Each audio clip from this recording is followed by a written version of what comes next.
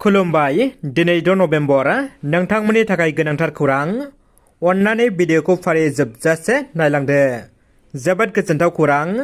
गेलेमु बर'साफोरनि देरहासारनाय गवायाव खुंफुंजानाय नेशनेल गेम्सआव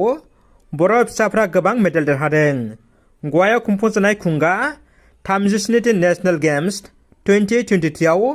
उदालगुरि जिल्लानि पिटर सनायगाव गामिनि उसु गेलेगिरि थरायना रंगिला दैमारिया सिलभार मेडेल आरो बैग्रिगुरि गामिनि थागिबि पद्मनि नार्जारिया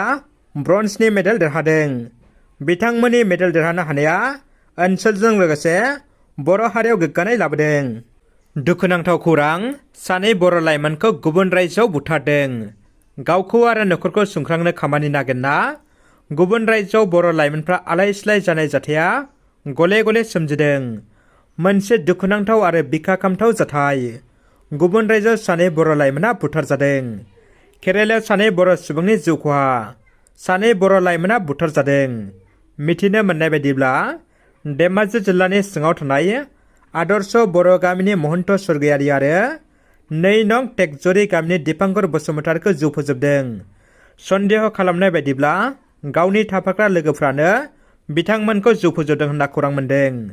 दासिम जाथायनि सायाव आबुं बाथ्राखौ रोखा मिथिनो मोननाय जायाखै गुबुन रायजोआव सानै बर' लाइमोननि जिउ खहा जानाया बर' नखर आरो हारिनि थाखायबो जोबोद दुखुनांथाव 42 बोसोर बैसोनि लापाथि बर'आ थांनाय 30 अक्ट'बरनिफ्रायनो गोमानानै दङ गोमानाय आरो खारनाय जाथाया बर' हारिखौ साननो गोनां खालामदों सानफ्रोमबो गोमानाय आरो खारनाय जाथाया जोंनिसिम खौरां सफैदों क'क्राझार जिल्लानि सेरफांगुरि थानानि सिङाव थानाय सा रामफलबिल गामिनि रुंसारि टिकेन बर'नि 42 बोसोर बैसोनि बिसि लापाथि बर'आ थांनाय 30 अक्ट'बरनिफ्रायनो गोमानानै दङ मिथिनो मोननाय बायदिब्ला लापाथि बर'आ फिसा हिन्जाव 4 दंजायो आरो बेंकनिफ्राय नोगोद 35,000 रां लानानै खारदों गुबुन फारसेथिं बेंकनि मावफारियाफ्राबो लन लानानै खारनायखौ न'आव होसोबबाय थादों बेनिखायनो सोरबाफोर नैबे सावगारि नुनाय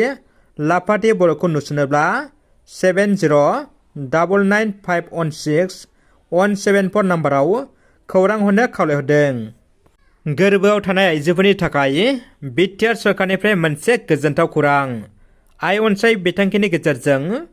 प्रमद बर'नि बिटिआर सरकारनि सावस्रि बिफाना गोजौ खैफोद गोनां गोरबोआव थानाय आइजोफोरनो 10 दाननि थाखाय दानफायाव 1,000 राङारि हेफाजाब होनो बिथांखि लादों बे हेफाजाबखौ जायफोर आइजोफ्रा गोब्राब थासारियाव बिमा आरो गथ' सानैनिबो रैखाथिखौ रोखा खालामनानै बिसोरनि रांखान्थियारि बजाखौ गोबाङैनो खमायगोन आरो बिसोरनि गोब्राब समाव हेफाजाब होगोन मोनसे गोजोनथाव खौरां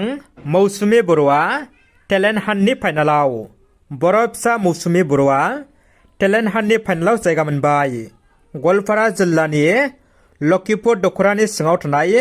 जयाराम खुसि गामिनि बिफा जगजित बर' आरो बिमा अखनि बर'नि फिसाजो थरायना मौसुमि बर'आ प्रतिदिन टाइमजों खुंजानाय ट्रेन्स टेलेन्ट हान्टनि फाइनालाव मोनहैबाय दायो फाइनालाव देरहानो थाखाय नोंथांमोननि एबा रायजो राजाफोरनि भटनि गोनांथि जादों मौसुमि बर'खौ फाइनालाव देरहासार खालामनो थाखाय 57575 नाम्बाराव ट्रेन्स TH01 लिरना SMS हरनानै भट होनो हागोन भटखौ 10 नभेम्बरसिम होनो हागोन मौसुमिजों लोगोसे बिमा बिफाया साफ्रोमबो बर' रायजो राजाफोरखौ भट हरनो गुरै खावलायहरदों जुलि जाखानाय माखासे बर' आइजो गोमानाय आरो खारनाय जाथाया बांगासिनो दङ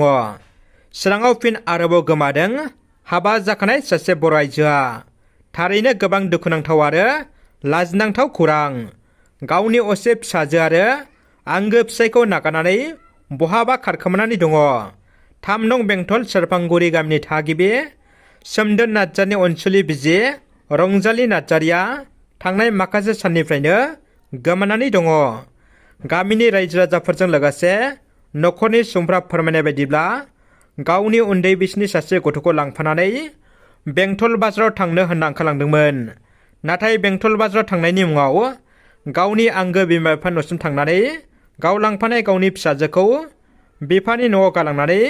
खारनानै दिनैसिमबो न' फारसे गिदिंबोफिनाखै ओजोंहाय फिसाय सोमदोना गावनि सासे फिसाजोखौ लानानै गोबां जिंगायाव दङ फिसाय सोमदोन नार्जारिया फोरमायनाय बायदिब्ला